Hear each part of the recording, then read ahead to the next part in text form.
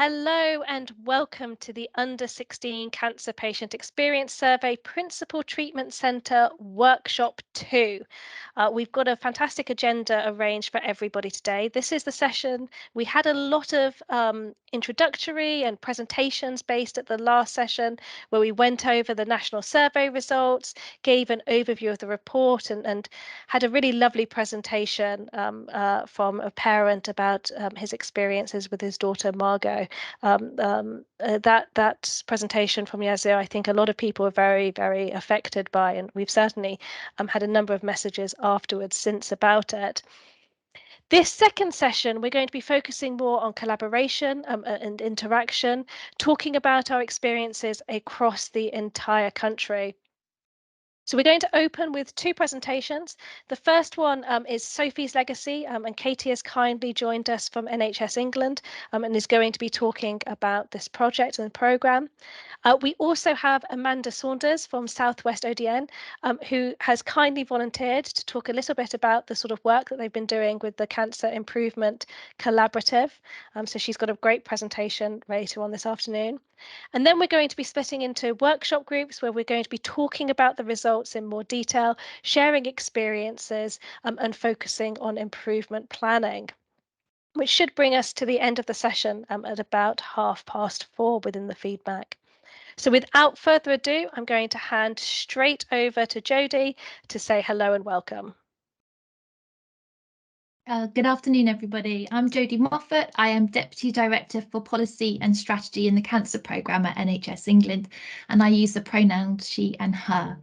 It's wonderful to see many of you again. I recognise faces from the workshop that we held a couple of weeks ago. Thank you, Hanan, for touching on what we covered there. I was just astounded by the richness of the data and really found the run through of the different outputs really helpful. What buoyed me most at the end was all of the different ideas and suggestions and plans that people were popping in the chat about how they were going to move forward and use the findings both to celebrate successes, but also to identify areas for improvement. And I'm really looking forward to taking that forward with you all today and being part of those conversations about next steps and improving things for patients and their parents and carers up and down the country. I don't plan on saying any more than that. I think it's going to be much more helpful to you to hear from the rest of the speakers. So without further ado, back over to you. Lovely to see you all this afternoon. I'm Kate Pye. I'm the Deputy Director for Children and People's Nursing at NHSE. I've been in the post about 18 months and I work under Hilary Garrett, who is one of the Deputy Chief Nurses, kind of looking at policy, guidance, strategy, all things to do with children's nursing. So it's quite wide and varied, my role. Lucky enough to work with some of the cancer team in some of the more operational things that I've got up to, so like the Ukrainian repatriation of the children. I was honoured to be working with the likes of Nicola and some of the teams on that, and I work with the CYP transformation team as well. Some people will know my background is I was a children's cancer nurse for over 15 years, and probably that's where my heart lies, but don't tell anyone else. I know we're recording this, always will. And I was lucky enough to get involved. So Dame Ruth May, who's our chief nurse, is a real advocate and supporter of the issues around children and young people. And hopefully some of you might have seen that Core 20+5, Tackling Inequalities for Children, has just been published. Really, really important work going on. So actually, the inequalities that children face, and at times maybe not the spotlight on this world because of all of the other pressures that go on in acute trusts. I think it's really, really important that there are a group of people who are flying this flag and trying to improve services. So I got involved and heard about Sophie's Legacy last year. Actually, she was treated in my local hospital I used to manage, and shared care across in the south.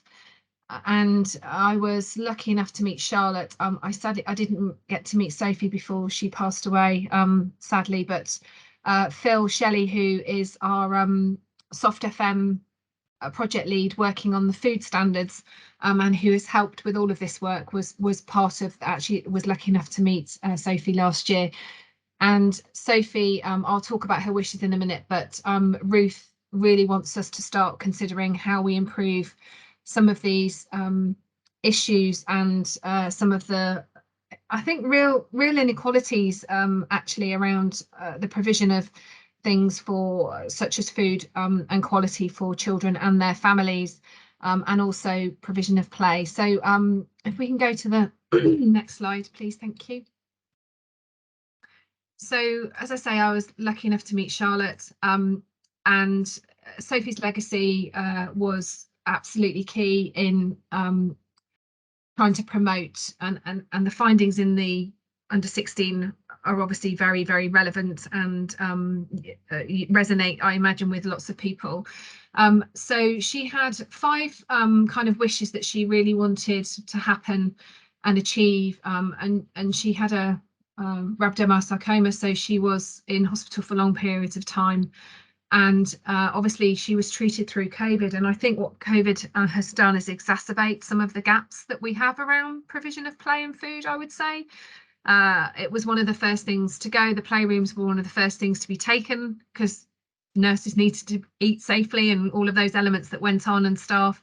But actually, I think it's had a really detrimental effect on the experience that our children and young people with cancer have faced. So she really wanted to work across some of these areas. So this was play specialist. I know a lot of you all know this already, but play specialist 7 days a week, improvements to food for children in hospital, feeding of parents, and then obviously there's the wider elements around increasing the funding for childhood cancer, and also looking at how we train. And as we all know, the experiences that our families have of the journey to get to a diagnosis can be extremely challenging at times.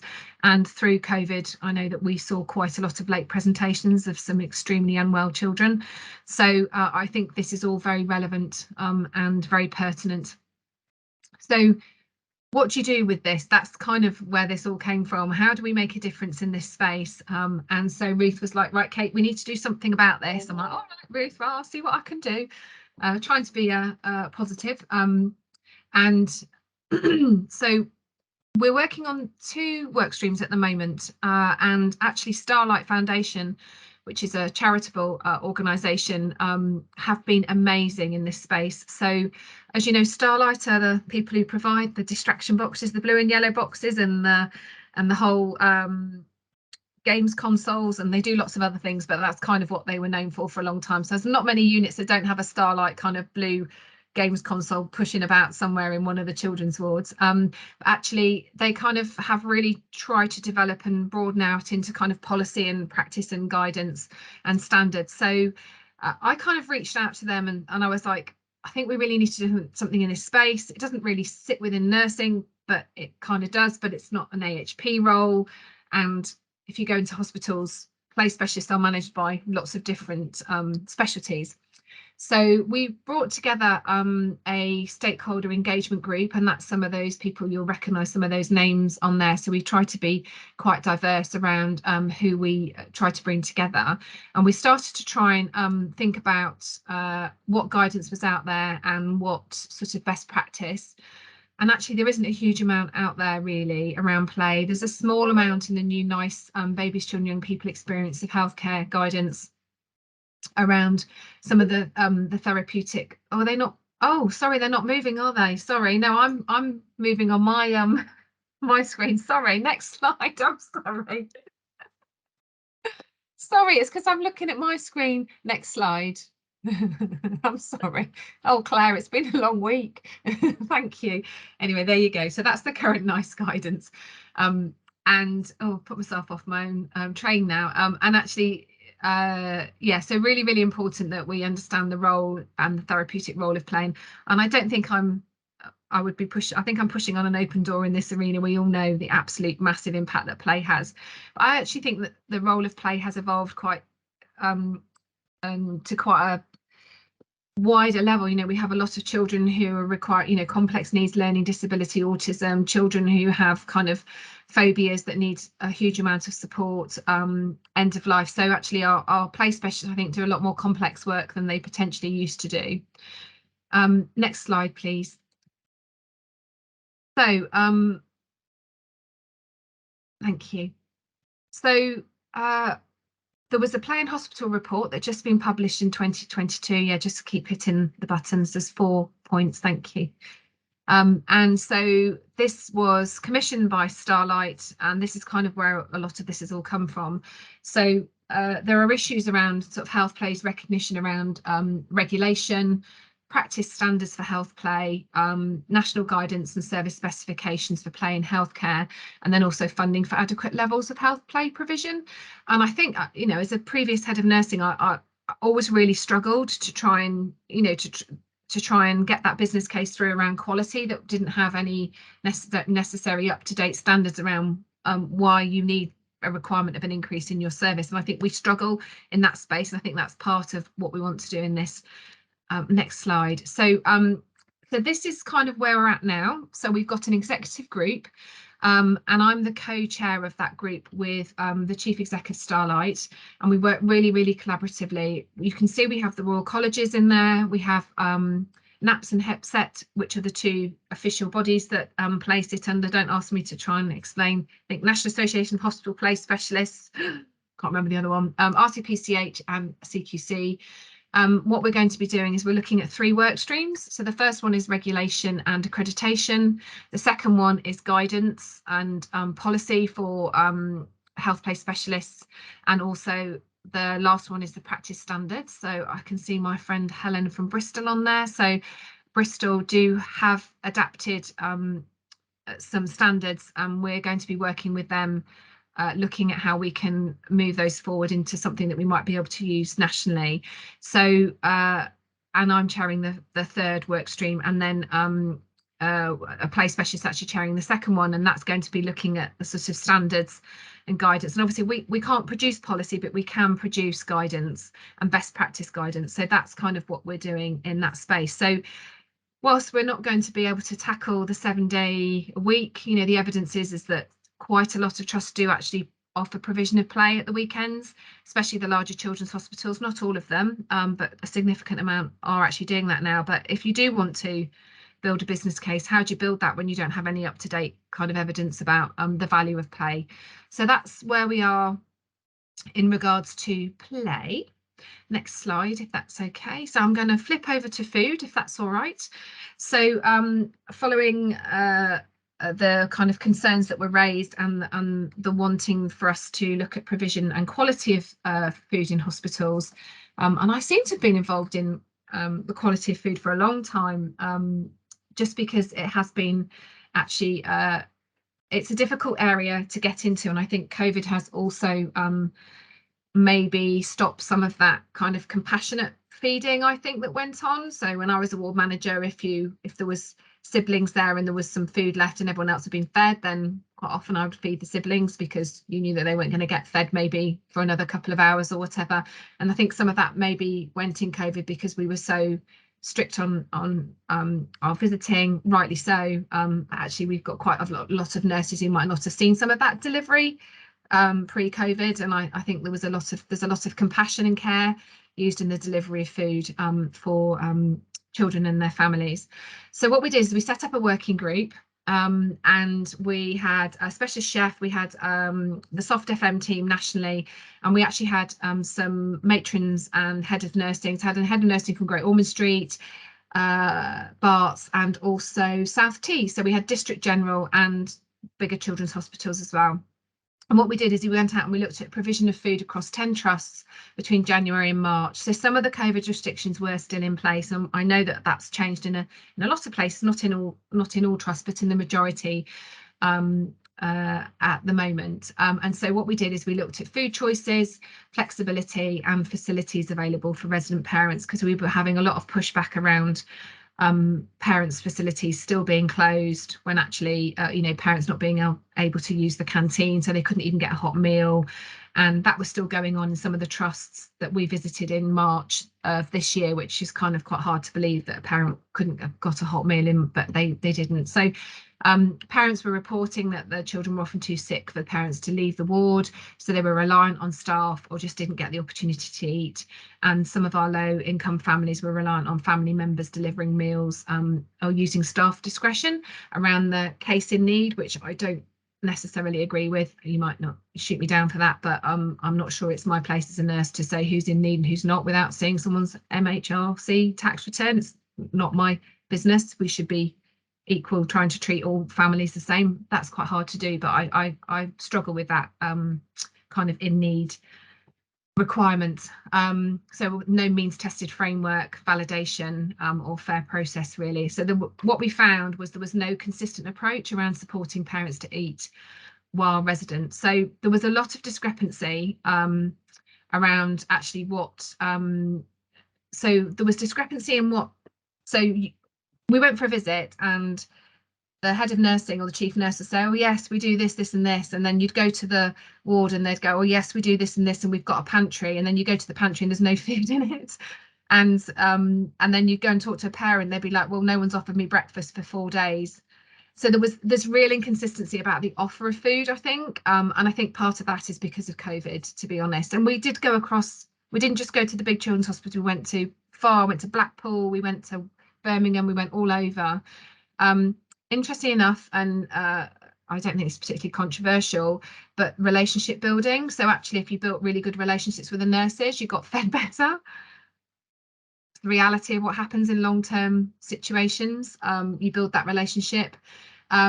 Say families were relying on people to deliver, that catering staff were saying that there was snacks available, but actually the nursing staff weren't aware of those snacks that were available. So there was a real disconnect about what people think they offered and what was actually offered. Yeah, and so the in need element. And so we kind of found that people were spending sort of £12 to £15 a day. That was up to £40 in a couple of the London trusts. And in the under 16, obviously the families discussed their unmet need, and there was a family who spent £4,000 in 6 months, and as we know, only 36% of parents were able to prepare food in the hospital, and 52% of parents said there was definitely a choice of hospital food. So really good stuff, some great things out there, meals and snacks offered. Parent kitchens were open in quite a few of the facilities we visited. There was also subsidised rates, and also the older breastfeeding parents vouchers that I think almost all trusts were supplying. Next slide, please.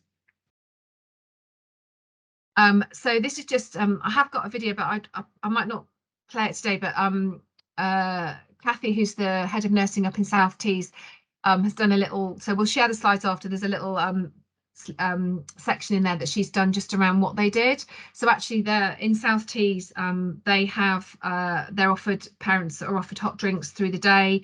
The voucher scheme, generally parents eat, all the facilities are open, and actually they feed all of the parents in South Tees, and their chief exec and chief nurse have supported that. And actually I was at King's a few months ago, and they are now feeding parents. Ipswich are now feeding parents. So I'll talk about next steps, but there's been a lot go on. And so some of the smaller sort of DGHs have actually managed to achieve things that maybe some of the bigger hospitals haven't. This is all through conversation and out of feeding some of our families when we had to feed people over COVID, and some hospitals have kept that on and some haven't. Next slide, please.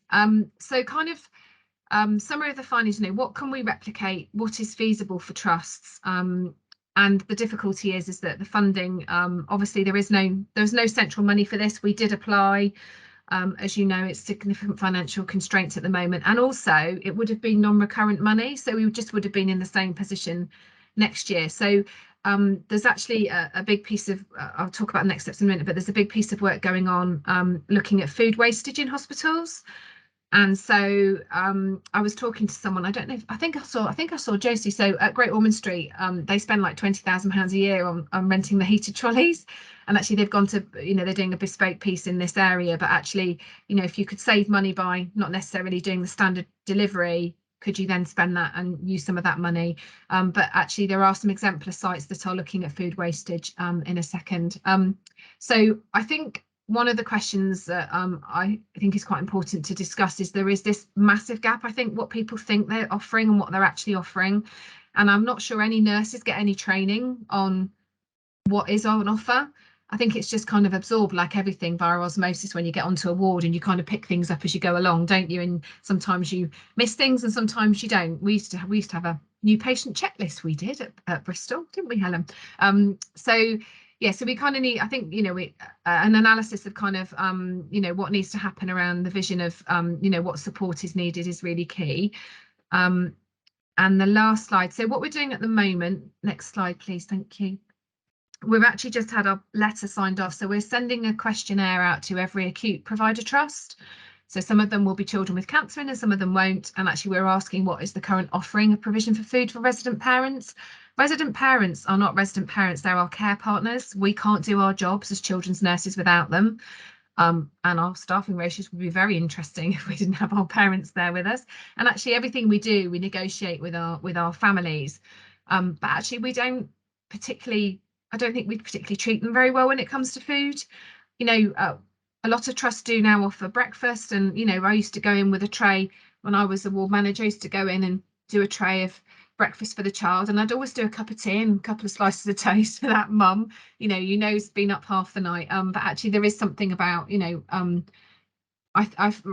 so our recommendation is that we are asking trusts to feed parents breakfast and 1 hot meal a day, not means tested. It doesn't matter whether you've been there all night or you've just swapped over, but you get 1 hot meal as a parent a day to stop this kind of case in need element. And as I said, we've got some exemplar sites that are looking at the quality of the food wastage at the moment, which is going to be a massive strategy moving forward. And I think there's a real push to just really try and reduce hospital food waste, because there's a phenomenal amount of that. So we're writing out to trusts at the moment. We will pull that back together, and we are asking trusts and challenging trusts to consider the feeding of parents and whether or not they could see as part of their strategy moving forward from January next year, see how far we get with that. And we're also going to go to the chief exec national call and the regional chief nurses call with some of these findings. And there's a paper going to the quality committee in January, with also raising the other inequalities that children are experiencing, that will go to Ruth and the non-exec directors. And then more longer term, there's going to be sort of a food standard paper. So the food standards have been launched, but actually we will be looking at where the food standards for children and young people and the adherence to that. So the quality element of Sophie's legacy, we will be starting to pick up. And then obviously we're going to the Hospital Catering Forum to present some of this work in early next year. And I just think that, you know, the inequalities in the cost of living, the parking, the additional treats we buy children, you know, all of that's wrapped up in there. And actually, I think it's about time that people recognise that that actually we need to start looking after our parents and feeding them. If they don't choose not to take that on, then that's fine. But actually, in this day and age, I can't really quite believe that some parents are spending up to £30-40 a day if both of them are there feeding themselves. So that's where we are with it. I would have loved to have had national money to support this, but we haven't. But actually, we've had to be a bit cleverer than that. So we are, as I say, looking at the waste strategy and the call out to trusts to say, what can you do in this space? People are already doing something in this space, so what are you going to do? And that's kind of what we're aspiring to.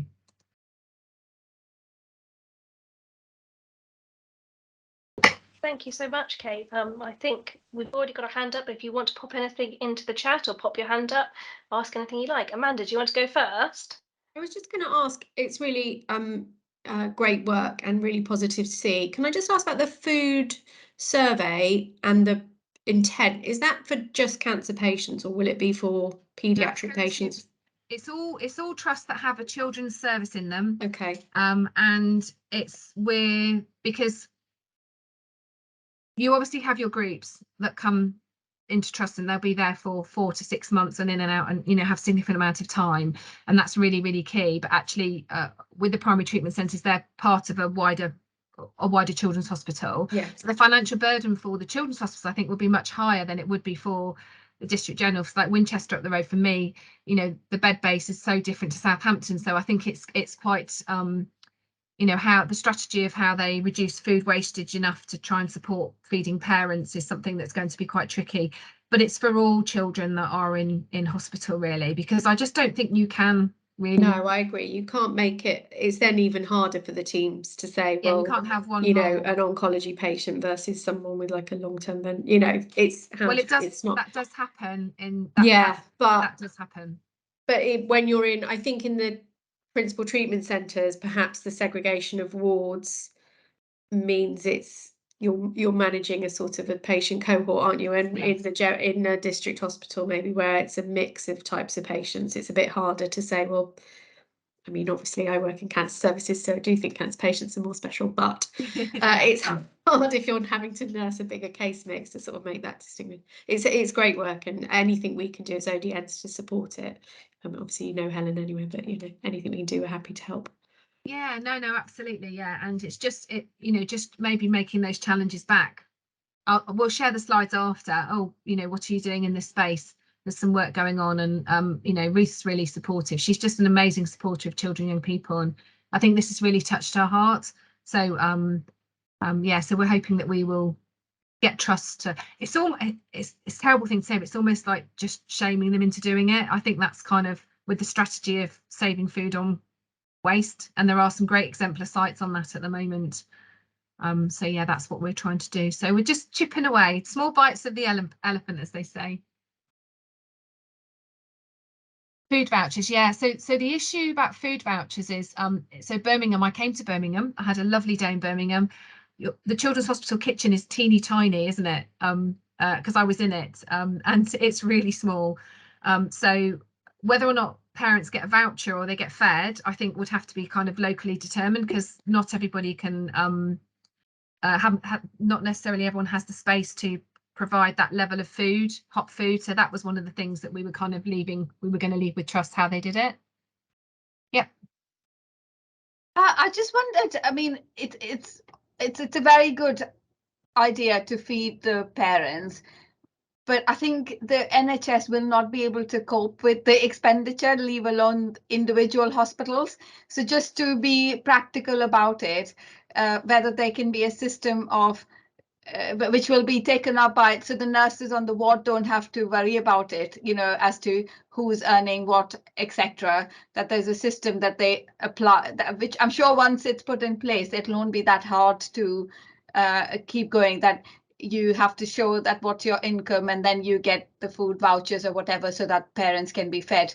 I'm just thinking about not just the short term, but also the long term.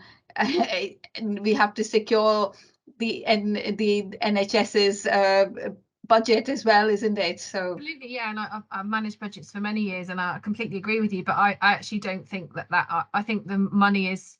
I don't necessarily agree. I think that if trusts were smart around their food wastage, I mean, you've seen what goes up towards. Housekeepers order at times significant amount of food that isn't eaten by anybody and goes back down, and this is all audited, so each trust will have audit data on the amount of food that's wasted, and it's absolutely horrifying.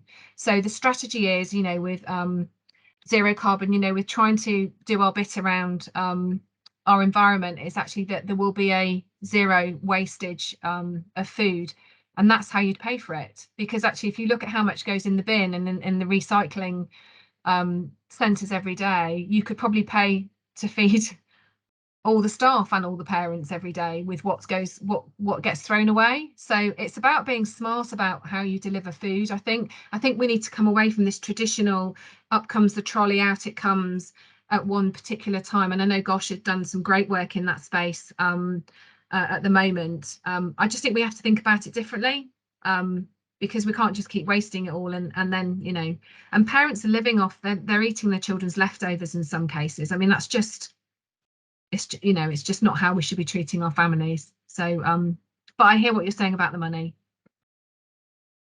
thank you. Sorry, I get a bit feisty about it, don't I? Sorry, but I just think it's something that we should all be kind of really trying to drive forward. Thank you so much. Lovely to see you all. Excellent. So now we're going to hand over to Amanda Saunders, who is representing Southwest ODN, to talk a little bit about the QI work that's been going on. We're here just to talk a little bit about our experience of using CPES in our region and the results, and our work with the Cancer Improvement Collaborative as well. And so we have our principal treatment centre, both for paediatrics and actually our TYA services, both in Bristol.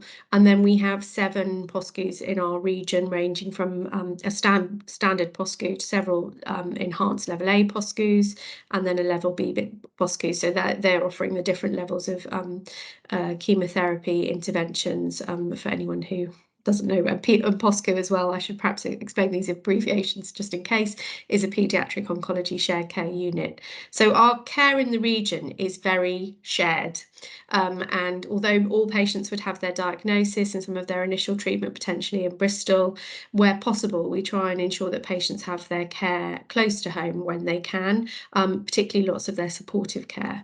And our geography in some ways, I don't know if you go on to the next slide, please, determine some of that. So we have, I just gave this as an example, I googled it the other evening while I was putting these slides together. So if you were living in Porthcurno down in nearly in Penzance, on a good day it's a 3-hour 40-minute drive up to Bristol, and 198 miles, and we've sort of referenced there not only the sort of the cost of the petrol travel, if that's how you're coming, but the cost in time away from work, away from your home setting, and also just, you know, lots of these journeys aren't just a kind of a happy day out. You are travelling with a very poorly child sometimes. So we have a real drive in our region to deliver the care as close to home as possible. And that's really what we endeavour to do. And because of that model, and because that's well established, we've got really good competency and experience across our network. So lots of really capable staff, and we have a really well established outreach nursing model as well from most of our centres, where not only will children be receiving their care in a local hospital to them, they'll also have some outreach nursing where the paediatric oncology specialist nurses will go and visit at home, even go into their school setting, and so it's a well established care model. If I can have the next slide, feel free anyone to just chip in or tell me if I'm still there.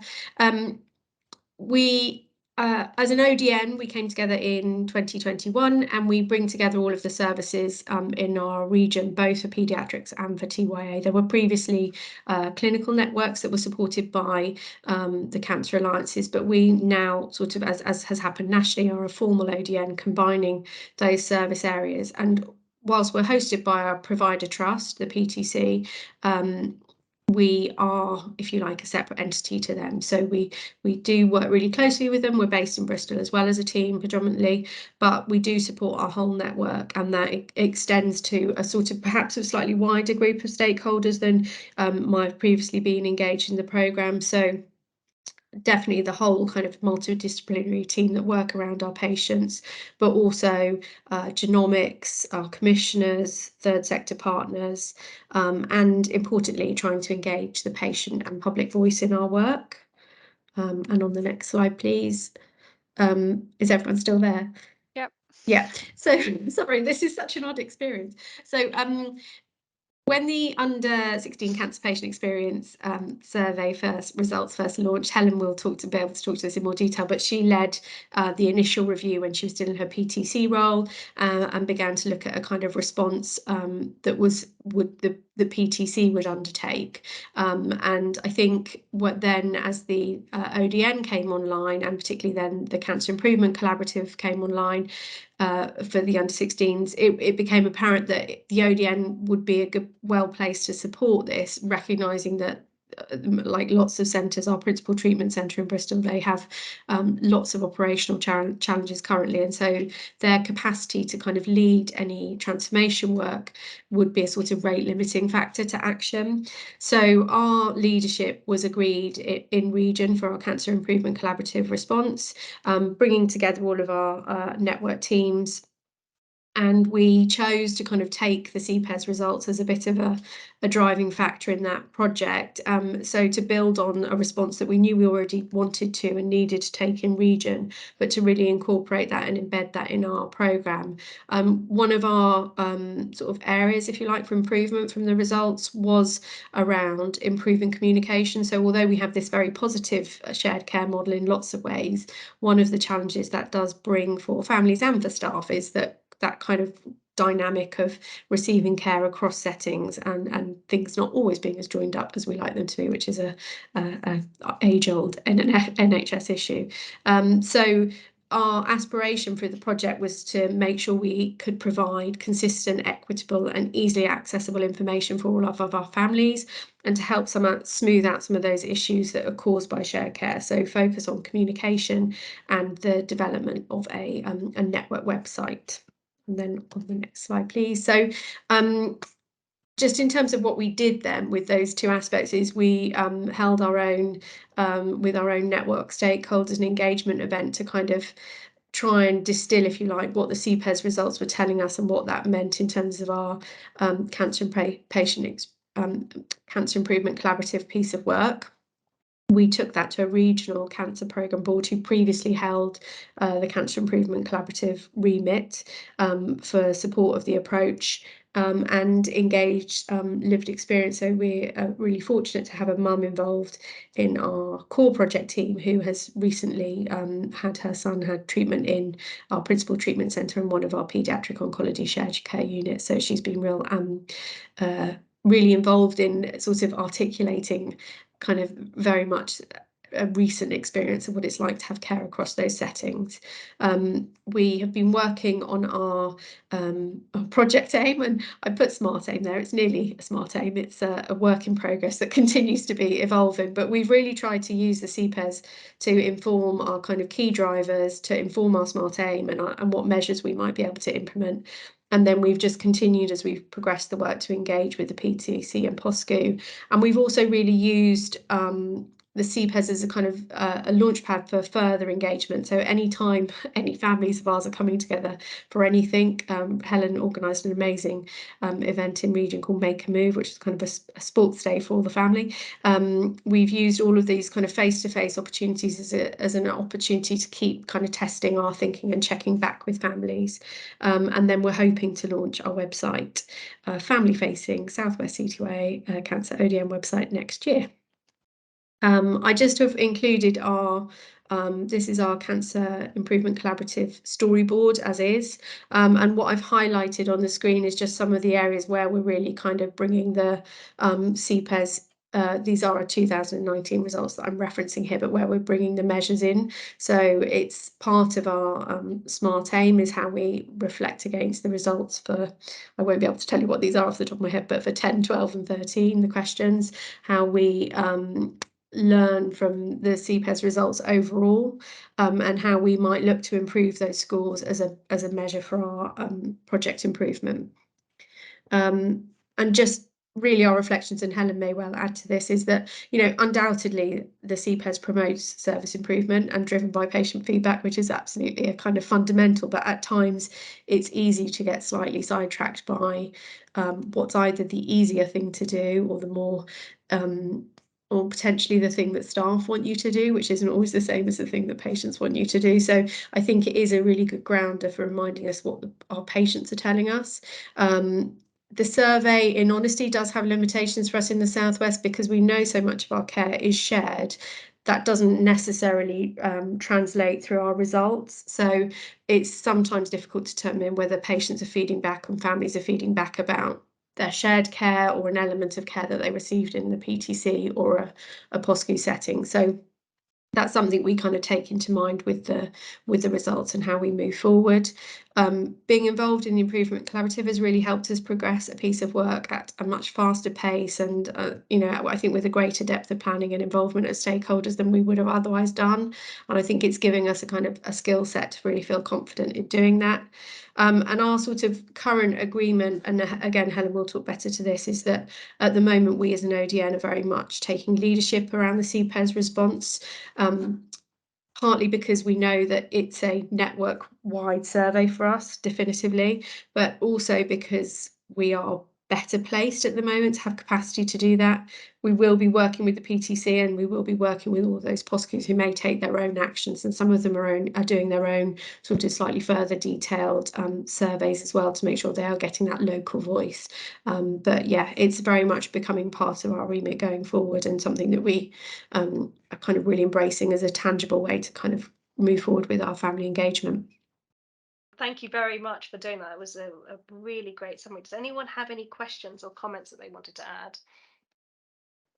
Sorry, yeah, I was just sort of writing down verbatim what you said there, Amanda, for my closing remarks, actually, but just about how important CPES is for a reminder of what it is patients want, and really using that, holding on to that, even when there are other considerations, what staff want, what might be easier, what costs, what doesn't, and really focusing on what can be done. So I really took that message away from your presentation, so thank you. Yeah, I think we've certainly commented on that, despite the occasional frustrations that I have occasionally expressed to Claire about having to follow a pathway, because nursing, I think most nurses in particular will always jump to a solution, and we think we know what the solution is, and let's just get on with it. And to have to follow that process seems a way of slight irritations and slowing it down. But actually, for me, the whole process has meant that we've really thought it through carefully. We've gone out and asked the right questions of the right people, rather than just assuming from conversations that we've had. So I've found it a really useful process, really. Thank you so much there, and thank you, Amanda, and also Helen at the end there, for talking about your experiences.